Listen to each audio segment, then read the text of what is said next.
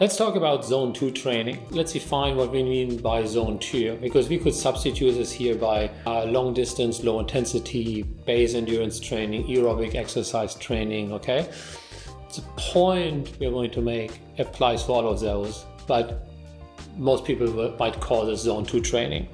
So what happens when you define zone 2 training by your functional threshold power, which is what most people do, right? So you have your functional threshold power, and then you take certain percentages from that, for example, 120% for some VO2 max interval trainings, or for example, 70% approximately is what most people use for their easy base aerobic zone 2 training, okay? So basically what happens, you have your FTP, if you look from in terms of like exercise intensity from rest to FTP, maybe to VO2 max, you have the FTP, and then you extrapolate, for example, to, let's say, 70% of it, right? And you call this, okay, this is now the intensity I will use for my base zone 2 training whatsoever, okay?